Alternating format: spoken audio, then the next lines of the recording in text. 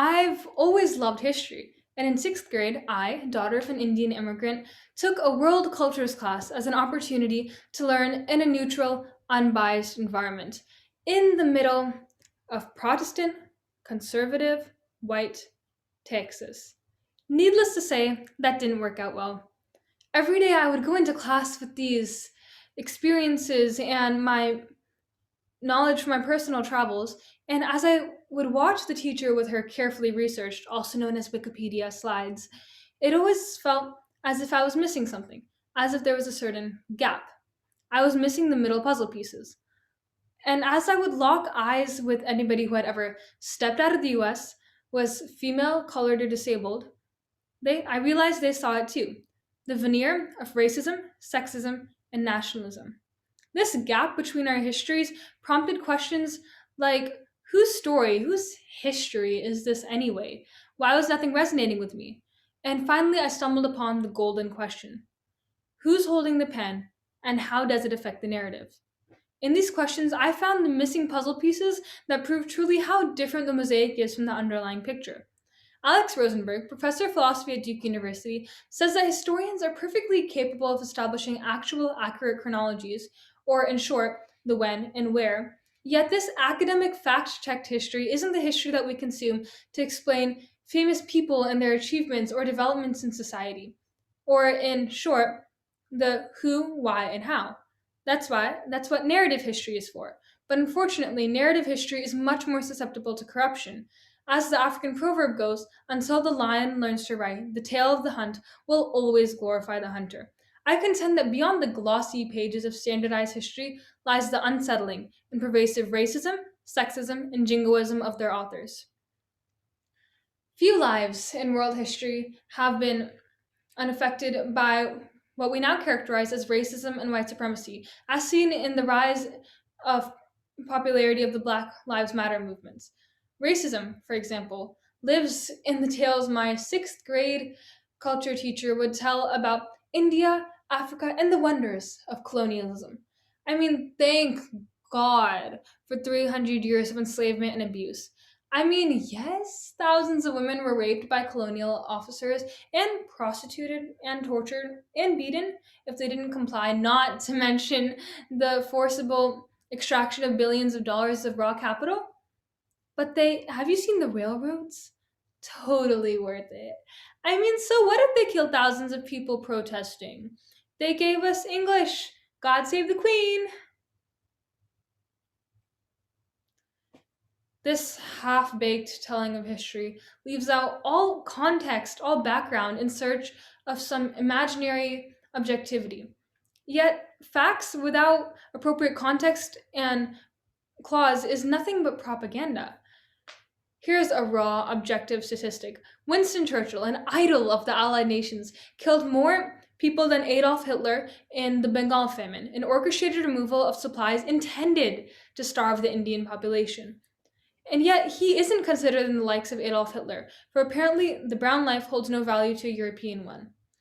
King Leopold III of Belgium kills 15 million Africans, and no one says a word. These objective statistics are conveniently left out of every teaching of history. Still don't buy it? Fine. Imagine your eighth grade classroom, US history, and open your thick red textbook to the chapter on post slavery.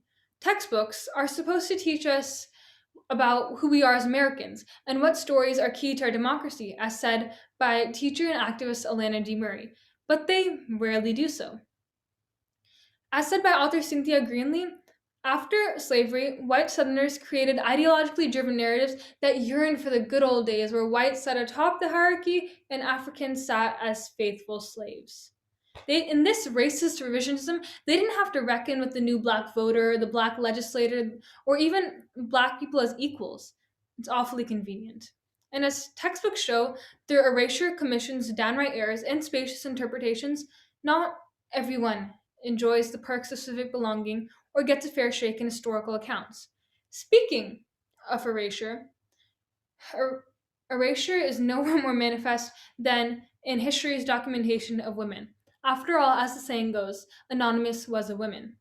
For example, advancing medicine were called geniuses, while the women working alongside them were called unholy. Women working in these medical fields developed an extensive understanding of bones, drugs, and the human body, while alchemists were still trying to go make gold from lead. According to Coors and Peters, modern scholars place the number of deaths for witchcraft, as I should say, at no less than 50,000 deaths. I mean, be a female and mix a few herbs together, and next thing you know, your feet are on fire. To add insult to injury, those herbs were then used for modern science under a male name. In fact, according to Barbara Henrik, author of Witches, Midwives, and Nurses, A History of Female Healers, Paracelsus, considered the father of modern medicine, in 1527 burned his text on pharmaceuticals, confessing that he had learned from the sorceress all he knew. So when this distinct lack of women in history comes up, it's not due to lack of involvement or lack of development of society, but absence of acceptance and credit. Speaking of development of society, Elections Day has come and passed. And a topic that has risen in relevance since then is Make America Great Again, implying that we are going to bring back the glory and prosperity we apparently once had. Yet this envisionment of what America once was excludes all of the darker aspects of history. Was America great when it shipped people by the pound? Was America great when we bombed the National Library, the Azra National Library, the National Culture Center, and the Baghdad libraries and destroyed tens of hundreds of thousands of historical documents in the name of necessary cost? What about during the Filipino genocidal war or the Bangladeshi genocide, if you've even heard about it? These devastating events are hidden among layers and layers of select historical accomplishments and a healthy spatter of, woo, look at our shiny guns, pew pew, and we kept the communists away. And even if we do talk about these darker aspects of history, we tend to hedge the past with phrases like, it was a long time ago, and we didn't know it was wrong, which contributes to a narrative that is carefully embellished to our liking. Yet, how can we what can we ascertain from such corrupted renderings of the past? Well, logically speaking, our thoughts and perceptions snowball into tangible conflicts and issues. One prime example is the Israeli-Palestine conflict. Each side feels that because of their history with the land, that they are entitled to live there. And it's this minor blip in perspective that has resulted in so much bloodshed and strife. And each side has dueling narratives of dispossession that results in them being unable to compromise. Additionally, another effect of these corrupted renderings of history is the resurgence of neo Nazis and white supremacists. These politicized versions of history are used as a crutch and tool for such groups. A favorite quote of mine by Richard B. Spencer, prominent alt right leader, is, if African Americans would never existed, world history would remain exactly the same. It certainly makes one wonder if we're even living in the same world. Yet, if he wanted to justify such nonsense, he would have to look no farther than the correct sources and the correct renderings of history created for this exact purpose. Slave owners justified their actions with history, as did Nazis. Nothing new. And scariest of all, people are listening.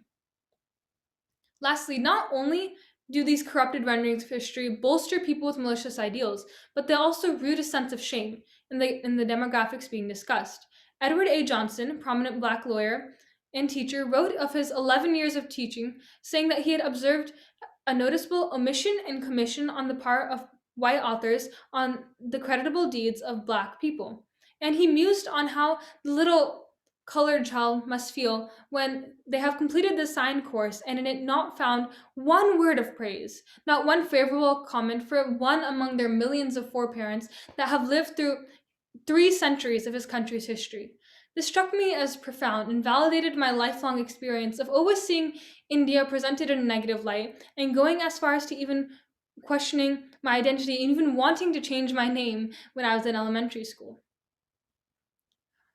So, how do we solve such a seemingly unsolvable problem? The answer lies in the past. Platforms. We need more diversity, more inclusion, we need more voices on the table, and we need to stop taking things at face value. Once we have more people discussing, more people cooperating, we can create a cleaner version of history that is closer to the truth for posterity to learn about. Ask questions. Question everything. Question websites, articles, teachers, the radio, news outlets. Question the person speaking, including myself. Question your views and ideas regularly, and upon finding such a process difficult, question whether they're worth keeping. Strings. Who is the puppet master? Who holds the strings? And who benefits most from your choice to accept their framing? Ask yourself this. Lastly, teach others. Once upon finding answers to your question and learning about any possible misconceptions you might have about the past, teach others. But that's the only way we can come closer to a cleaner truth. So, in the end, I guess that terrible, terrible sixth grade class wasn't so worthless after all, for it allowed me to see that history as we know it has been manipulated and twisted and broken to fit the molds of racism, white supremacy, sexism, and nationalism. But that stops now. We see history for what it truly is, what it could be without external influences. And we let our worldviews change with the world. But don't wait for the pen to be placed in your hands. Seize it and write a side of your history that you never knew before. Today, I hope to have opened the pages of progress for you, and I challenge you to pick up the pen and start writing. Thank you.